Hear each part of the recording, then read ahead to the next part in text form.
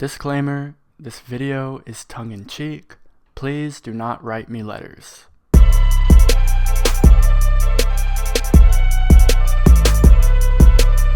I have always had visions of myself as a superstar. As I grew up and became an adolescent and a teenager in this capitalist hellscape that we call America, I really lost that dream, and I didn't even realize that I could have these visions of myself being able to express the whole world that is inside me and invite other people into it. I've definitely been vocal in the past about at least wanting to be famous and people being very critical of that, especially because I call myself a poet. Anne Waldman, who was a member of the Beat Generation and was good friends with Allen Ginsberg, was a frequent visitor at a movie theater where I used to work. Long story short, she gave me a book of hers that was published in 2024. And in the book, which is a collection of poems, essays, short articles, that sort of thing, she has this line where she says, "Why do poets need publicists?" Now, I'll be very frank with you. If you are a publicist out there and you want a world-famous poet superstar to represent, contact me, baby.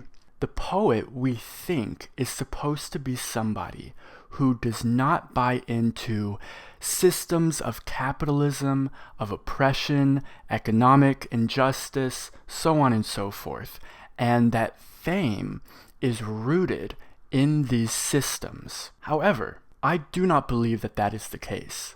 If you are somebody who is interested in linguistics, which is basically the study of language, you know that we are able to reconstruct old, lost languages. We are able to reconstruct a very old language, which we call PIE, Proto-Indo-European. One of the oldest words that we can reconstruct is fame. Again, let that sink in. Fame means legacy. Fame means building something bigger than yourself. Fame means being able to do something of such merit that you enter the common consciousness of people. I think that this notion that the poet should not pursue fame is a romantic capital R notion, meaning it originated in the 18th or 19th centuries. It has not always been the case that the poet is somebody who is supposed to avoid any kind of interest in public notoriety. And in fact, there is a longer history in the world of poets being people who are very prominent public figures because of the role that they play in society. Why did we lose that? Why did we lose this idea that the poet is somebody that we look to, both for entertainment and also education? So why am I famous? I live at that intersection of education, history, philosophy, religion, all of these high-minded ideas that we inherit from the great writers and poets and artists who came before us. And I am somebody who loves common entertainment. My favorite TV shows are SpongeBob and The Simpsons. Oh my god. Poetry can coexist with all the trappings of material success. And there is a spiritual lesson in that. Humans occupy many worlds at one time.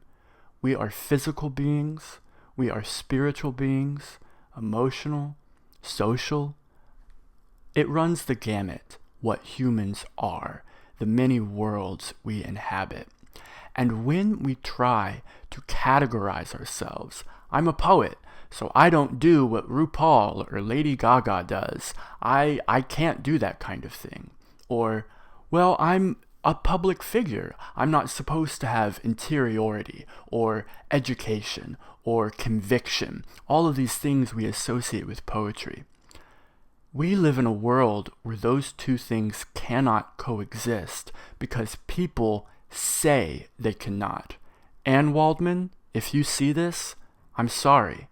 Poetry and publicity, they are not just able to coexist, they are supposed to coexist. My name is Andrew Tai, and I'm a world famous poet superstar, and I will always love you.